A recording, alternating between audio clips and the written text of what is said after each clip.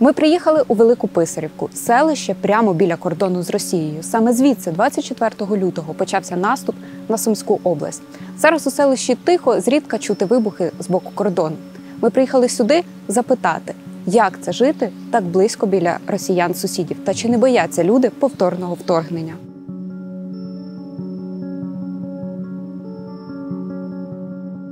Ой, я ніколи в житті не думала, що на нас руські, тут 5 кілометрів. Ми з ними так дружили завжди, з Козинка, з Грайворона, з Білгорода, в мене там сестри двоюрідні, і брат у Москві живе. Завжди весело, гарно було. Та я ніколи в житті, зараз не вірю, що руські на нас напали. Сюди впала той снаряд. І вікна повибивало, оце як і попало, повстромляли, пленкою позасовували і все. Отут ми завжди любі праздники справляли. Хай йдуть назад до своїх жіночок, до своїх дітей, до своїх батьків, до мами і до папи живуть. Що ж вони нас убивають?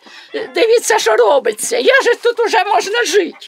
Я й досі оце в перші дні так взагалі як потеряна ходила. Я так ходю, щупаю себе за руку, щупаю і думаю, чи це мені сниться, чи це наяву. Отаку, то й думаю, чи правда. Я не вірю до сих пор, що нас руські напали.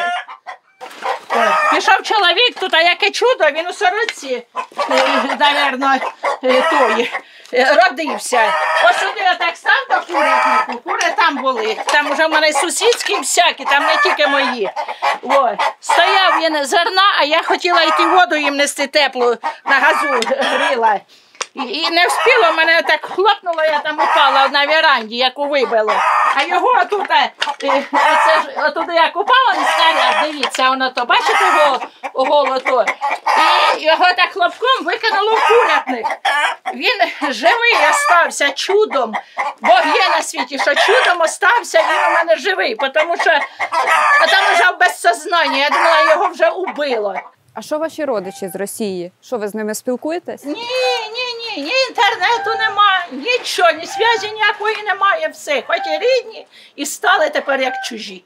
А щось писали, вони вам дзвонили? Ні, не писали і не дзвонили, ніяк, усе, ніяк. Тепер ми вже все. Уже чужі ми стали, вже ніколи. Звісно, рідного брата жалко, я його вже ніколи не побачу. Мені жалко його, бо ніколи він уже не приїде, хоч і вб'ють мене, і на похорон не приїде. Уже все. Не боїтеся, що знов будуть обстрілювати?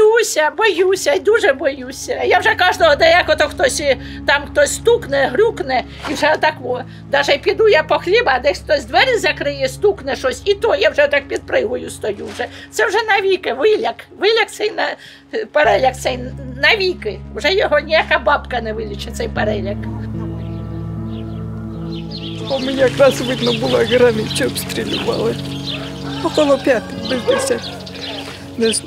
десь без 10. Ракети летіли, так красні.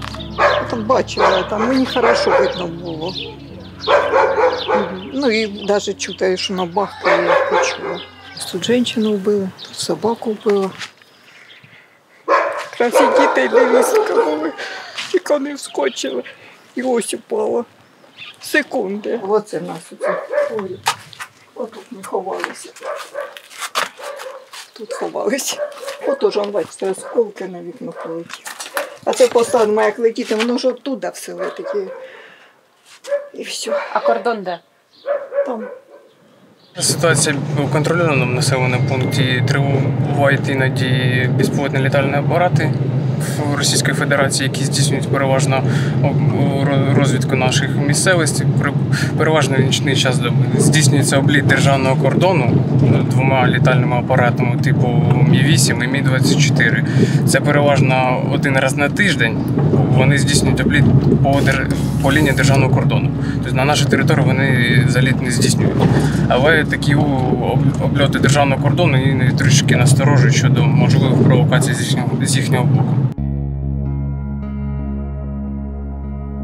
Обстріли почалися з 25-го числа, і вони продовжувалися дуже так активно. Вони продовжувалися мінімум 30 днів. Але загроза залишається і зараз. Загроза Буквально 2 тижні не було обстрілів. Ми знаходимося на роботі, вже якось так втратили пильність, якось себе спокійніше почували. І тут зазвеніли вікна якось так в селищній раді. Син дзвонить із Тростянця і каже, у вас там обстріл і в сусідній будинок прилетіла міна. Кажу, ти звідки знаєш? Ми чули, ми бачили, бо друзі є. І дійсно у сусідній будинок прямо в дах пробило 2 поверхи і залетіла міна. Я такої волни, дітки мої, прожила 2 рази вже війну бачила, і голодовку такого не бачила. Така хвиля голуба, і ото бу-бу-бу-бу-бу-бу-бу. А я, ой Боже, а мене сюди пре, а мене сюди пре. Там були у мене діти там у хаті. Як убіга син, ма, ти жива? А я нічого, він мене піднімає, я як ото зовсім хвораюся. А ото ж там теж другий раз, ото ж як ударило вже оце. І ото ж вікна ж оці євровікна витаскало з усім, і шибками осталось одні дірки і усе. У вас там друзів, родичів немає через кордон в Росії? Є. І що, ви з ними спілкуєтесь? У мене син там, моя діточка. А що спілкується? Я йому нічого не розказую. То він дзвонить, мамулечка, як там той? Кажу, та нічого. А він здоров'ячко, як він уже мене не питає нічого. Я боюся, розумієте, дітка, я боюся. Чого я буду розказувати, що тут наробили? Кажу, гарно наробив, таке, що не дай Бог. Він взагалі знає, що тут війна, от у вас хату розбили? Зна, що кажу, ні вікон, ні дверей. І в мене там і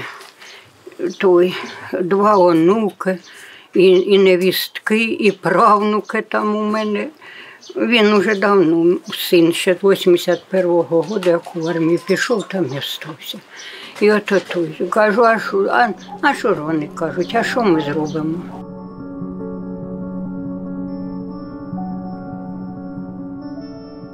Звіщення ото стоїть. Де ото бух, вже все. Гу-гу, як начне, вже чує, що десь бухкає. Це в мене син робить сторожем, отам у ПТУ. А я, як оце він іде на ніч, отак мене всю колоти. Я то сидю, часів до 10 сидю коло собаки. Тоді кажу, ходім з Богом уже, а що робити? Боюсь я.